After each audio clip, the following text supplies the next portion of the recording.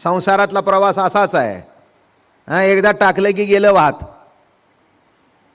माझं बोलणं कळलं? एकदा टाकलं की वाहत वाहत वाहत वाहत वाहत वाहत गेलं. जन्म झाला, शाळेत गेलं, लग्न झालं, मुलं बाळं झाली, संसार थाटला, ब्लॉक घेतला, अमकं केलं, सगळं गेलं, वाहत गेलं आणि शेवटी जाळून टाकलं. पुन्हा तुमची राख का होईना पण ती मिळून गेली तिकडे. कुठे गेली? मूळ स्वरूपाच्या ठिकाणी गेली. लक्षात घ्या. तसं इथे मोठा सुंदर विषय आहे. मिळायचा प्रश्न नाही. येथे अन्यथा ते काय नव्हे तरी दृंग मात्र द्रष्टा आहे. दृंग मात्र या लागे सत्ता तया अन्यथा होणे लाई. या लागे सत्ता हेची पाही आणि प्रकाश तो ही यासीच म्हणे. सत्ताही तोच आणि प्रकाशही तोच. आता प्रकाश रूप पालटून असे तो आपुले प्रचितीची सौरसे म्हणून आनंद रूप ऐसे हे चिमिरवे. आता त्या असा जो प्रकाश रूप आहे तो आनंद रूप आहे. जास्ती काही विषय वाढवत नाही. थोडक्यात सांगितलं म्हणजे सांगून तरी विषय होईल. आईस पैस सांगायचं म्हटलं तरी कितीही सांगता येतं, पण काही त्याची गरज आहे असं मला काही वाटत नाही. एवढं थोडंसं कळलं म्हणजे अमृतानुभवाची कल्पना तर येईल. त्याने पुढे दृष्टांत देतात महाराज. फार सुंदर दृष्टांत आहे तो. निरंतर जे चिद्रूप. आता बघा कसं सुंदर लिहितात. निरंतर जे चिद्रूप तेथे न संचरे विक्षेप स्वभावे सुखरूप याची लागी. विक्षेप नाही असं काढू नका की असत नव्हे ते सत. विक्षेप करू नका. असत नव्हे ते सत हे सांगणं काय झालं? विक्षेप झाला. सत आहे ते चिद आहे, चिद आहे ते आनंद आहे असं सांगा ना. सत म्हणजे काय? असत म्हणजे हा विक्षेप झाला. तुम्ही आम्हाला काय करताय? सतकडून कारण नसताना आमच्या मनात काहीतरी शंका घालताय. आता गंमत बघा. बाबा महाराज येऊन बसलेत. काहीतरी 2-4 मंडळी नवीन येऊन आली. तिकडे बसले. हा म्हणला बाबा महाराजच का? तो म्हणला नाही, बोर्ड बीड लावलेला आहे, पेपरमध्ये वाचलेला आहे, बाबा महाराज असतील पण चौकशी तरी कर. आला का विक्षेप? कळलं का विक्षेप कसा झाला तो? याला म्हणतात विक्षेप. हां, नाही अरे म्हणा मला अरे पण तुला काय करायचं आहे? दिसत नाहीत तसे लांबून. काय आहे का कारण? मग तो बाबा म्हणलं काय येडबीड लागले काय इथे? आता दुसरं कोण येणार आहे? आता बाबा महाराजांची प्रवचना 26 वर्ष 1-1 महिना चालू आहे, तर दुसरं कोण येणार आहे? बाबा महाराजच. असं होय? म्हणजे लक्षात ठेवा, चांगलं चाललं असताना उगीच काहीतरी मनामध्ये घालणं हा विक्षेप. तसं सत असताना पुन्हा असदाकडे न्यायचं आणि पुन्हा सताकडे आणायचं, या भानगडी तुम्हाला सांगितल्या कोणी? सत म्हणजे सत. चर्चा करण्याचं काही कारण? हां बघा आता एकाच्या घरी बाबा महाराज जेवायला गेले. बहुतेक जात नाहीत म्हणजे काही बाकी तसं कारण आहे काही असं काही नाही. गेलो नाही असंही नाही. पण आता वयोमानाप्रमाणे या सगळ्या गोष्टी जमत नाहीत, हे सत्य आहे. तुम्ही किती वेळा जेवलो एक जर सांगितलं तर तुम्ही तोंडात बोट घालाल. याच्यातला एक वेळ सुद्धा जेवलाल नाही. मी तुरुरी गावी गेलो पहिल्यांदाच आणि जवळजवळ 400 माळा झाल्या. मग महाराज आमच्या घरी जेवायला. मी इथे गेलो. मग शेजारचा म्हटलं मलाही माळ घालायची आमच्या घरी. मग त्याच्या घरी गेलो. मग असं एकंदर त्या दिवशी 40 घरी जेवलो आणि सुखरूप घरी परत आलो. ही वस्तुस्थिती आहे. त्या पण आहेत माझ्याबरोबर. 40 घरी जेवलो. अहो मला नाही नुसतं बसानी एक घास का? अरे काय घास का? आणि तुम्हाला सांगू त्या भागामध्ये पुरणपोळी प्रत्येक घरी पुरणपोळी. भात नका खाऊ. आता 40 घात पुरणपोळीचे खाल्ले. तेव्हा तरुण होतो म्हणून तरुण गेलो. सध्याच्या काळामध्ये हा जर प्रयोग करायला गेलो असतो तर मोठा अवघड झाला असता. माझं बोलणं लक्षात घ्या. तेव्हा इथे मजा हीच आहे की जीवन काय आहे काय नाही. असत नव्हे ते सत नव्हे. चर्चा करायचं काही कारण नाही. सत म्हणजे सत. असं दाखवू नको हे नव्हे ते नव्हे ते नव्हे ते नव्हे. म्हणून ते वेदाला काय म्हटलंय? जया श्रुती नेती नेती म्हणती गोविंदू रे. नेगेटिव्ह सांगू का? चला काय हो बाबा महाराज कुठे राहतात? बाबा महाराज पुण्यालाही राहतात, पण सेकंड हेडक्वार्टर, मुख्य हेडक्वार्टर मुंबई. मुख्य मठ घर बाबा महाराज मुंबईला राहतात. असं होय? मुंबईला कुठे राहतात? मुंबईला बोरवलीला राहत नाहीत, मुंबईला शांताकुर्जला राहत नाहीत, मुंबईला दादरला राहत नाहीत, काय परळला राहत नाहीत, मुंबईला विलेपार्ल्याला राहत नाहीत. ते म्हटल्यावर असं काय येण्यासारखा करता? कुठे राहत नाहीत ते सांगा, कुठे राहतात ते सांगा ना. म्हटलं तेवढंच माहीत नाही.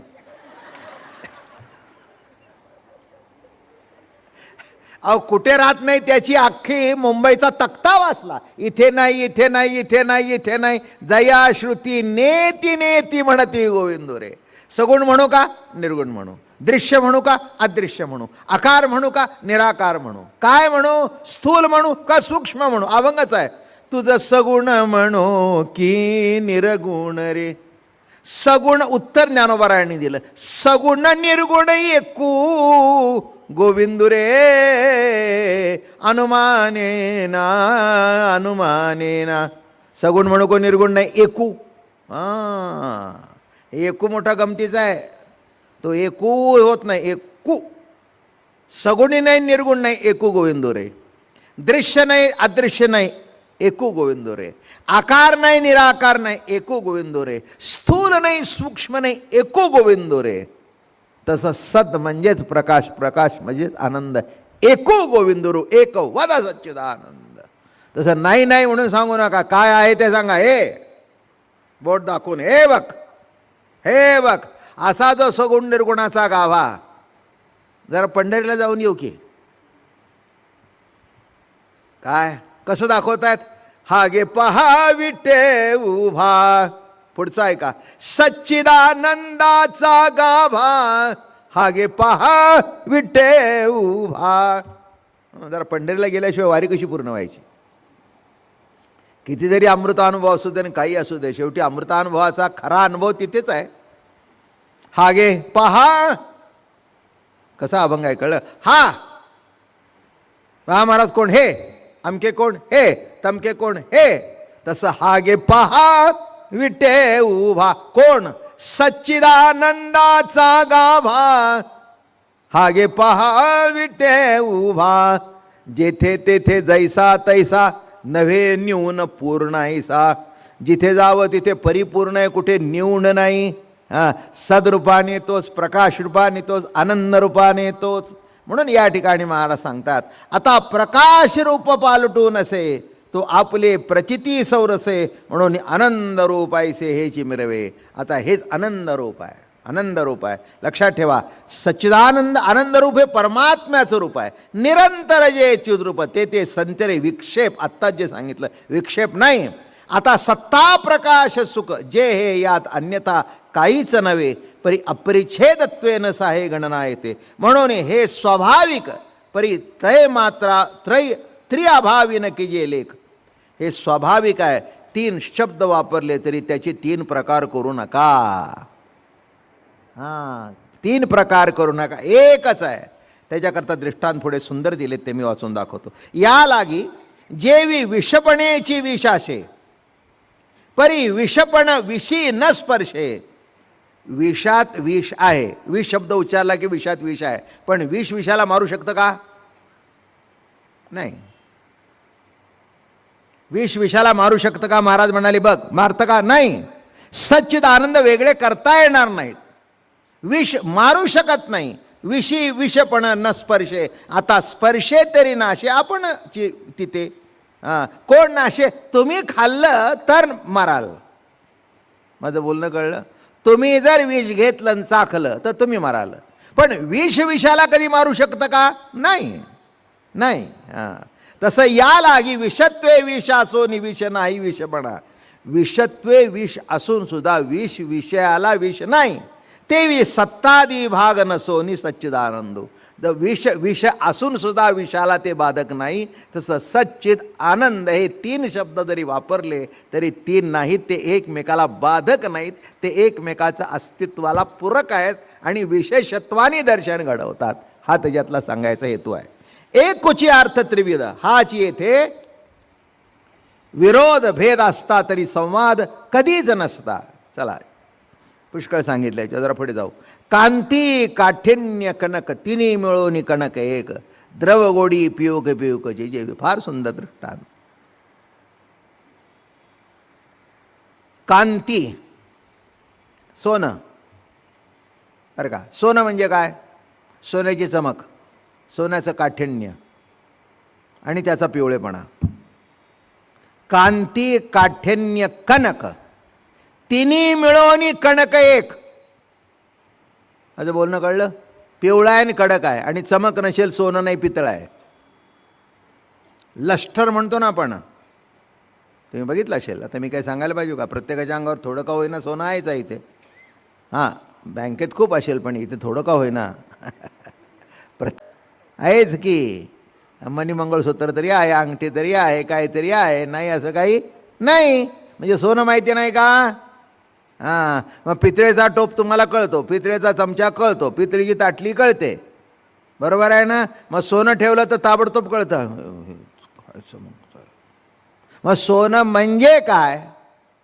बरं का, चमक आहे, पिवळेपणा आहे, घनत्व आहे आणि चकाकी आहे. चाक चाक चाक असं नुसतं नजर ठरत नाही असं.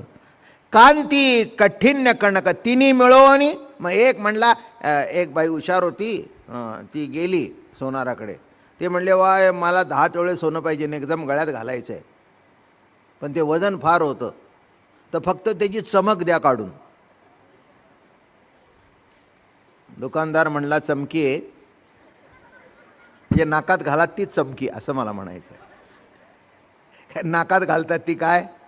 हां, खरंच आहे ना. कळत नाही तर मग काय म्हणावं? अगं तुला जर कळत नाही तर काय म्हणावं? हां, चमकी नाही म्हणू तर काय म्हणू? असं सोन्याचं हे कुठे बाजूला काढता येतं का? चमक काढता येतं का? कधीच काढता येणार नाही. हे मिळून सोनं आहे. तसं सच्चिद आनंद मिळून सच्चिद आनंद शब्द आहे. त्याच्या पुढे दृष्टांत दिला, द्रव गोडी पियुक. दुधाचा पांढरेपणा, दुधाची गोडी आणि दुधाचा पातळपणा मिळून दूध. आता याच्यातलं काय बाजूला काढता येईल? दूध म्हटलं म्हणजे तिन्ही आलंच. दुधाची गोडी आली, दुधाचा पांढरेपणा आला, दुधाचा पातळपणा आला. हे तिन्ही मिळून जसं दूध, तसं सच्चिद आनंद हे तीन शब्द मिळून एक स्वरूप. त्रिलंगी एक सुवर्ण, तेवीची द्राव गोडी शुभ्रवर्ण. अर्थाचे एकपण जाण त्रिलंगीन.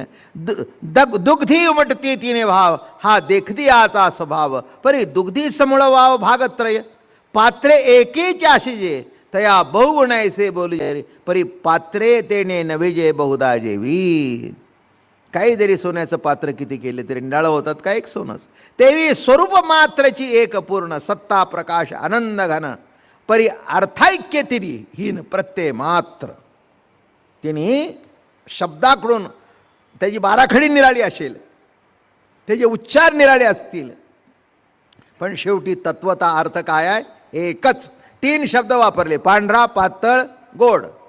पण हे 3 शब्द जरी वापरले, लिहायची पद्धत जरी निराळी आहे, उच्चाराची पद्धत जरी निराळी आहे, तरी पण स्वरूप मात्र. अविनाशी मात्र ज्ञान, असंबंधे आनंद घन. येथे जे त्रिविधपण कल्पिजे तरी, एरवी स्वरूप पूर्ण सर्वथा त्रिलिंगहीन. स्वरूप हे परिपूर्ण आहे, तिथे भेद करण्याचं काही कारण नाही. उजाळा धृती मार्दव ह्या तिही उणीव, हे देखीजे सावय कापुरी एकी. दृष्टांत पुन्हा ज्ञानेश्वर महाराजांची सवय आहे, एकापेक्षा एक चढ दृष्टांत देतात. सोन्याचा दिला, दुधाचा दिला, आता कापुराचा देतात. काय हे बघा, मी मागेही सांगितले, ज्ञानोबा एवढे दृष्टांत का देतात? एक मोठे विद्वान इथे होऊन गेले भारतात, त्यांच्या प्रवचनामध्ये एकही दृष्टांत नसायचा. विद्वान होते, त्याच्याबद्दल काही प्राद नाही, एक मोठा फिलॉसॉफर तत्त्वज्ञ होऊन गेले. कधी एक सुद्धा कुठे दृष्टांत नसे. तेव्हा एकाने मला सांगितलं की म्हणाले एकही दृष्टांत नाही आणि माऊलीचे दृष्टांत असे कसे. म्हटलं त्यांच्या पुढचा समाज निराळा आहे. माऊलीला जगभरातला समाज ज्यांना कळत नाही त्यांना सुद्धा कळतं करायचं आहे, म्हणून दृष्टांत दिल्याशिवाय कळत नाही. लक्षात घ्या. आता हे बघा, नुसतं सच्चिदानंद सांगितलं तुम्ही ऐकलं, पण आता एक खालचे दृष्टांत झाल्यानंतर अगदी ठसलं ना, हे दृष्टांताचं महत्त्व आहे. हे बघा, दृष्टांतसुद्धा द्यायला यायला पाहिजेत, इतकं सोपं नाही आहे. तसं ज्ञानेश्वर महाराज जेव्हा जगतामध्ये प्रभू सत्ता बघतात तेव्हा दृष्टांत होतात. दृष्टांत देणे इतकं सोपं आहे का? हे बघा, द्राष्टा पाठ करून सांगता येईल, पण दृष्टांत जगताचा अनुभव घेता येईल तेव्हा दृष्टांत सांगता येईल. दृष्टांत सांगणं सोपं नाही आहे. तुम्हाला काय वाटतं? हां, द्रष्टा काय पाठ झालं, ओवी पाठ केली, हां, एकवद सच्चिदानंद, एकवद सच्चिदानंद, पुढे काय सांग ना नीट, आम्हाला कळत नाही सांग ना. मग दृष्टांत आला. मग तिसरा दृष्टांत सांगितला कापुराचा. मृदू शुभ्रता परिमळ परी कापूर मात्र केवळ, या लागी सकळ भागची व्रथा, या तू एक मुख्य करावा दोघीचा. बघा कसा आहे, मृदुता, शुभ्रता आणि परिमळ. कापूस कसा आहे, आपला कापूर कसा आहे, सुंदर आहे, नरम आहे, छान आहे. पुन्हा कसा आहे, शुभ्र आहे. पुन्हा कसा आहे, आहा, तिन्ही मिळून काय आहे, कापूर आहे. परी कापूर मात्र केवळ, तिन्ही मिळून याच्यातलं एक जरी बाजूला काढलं तरी कापूर शिल्लक राहणार नाही. शिल्लक राहील का? नाही. कापूर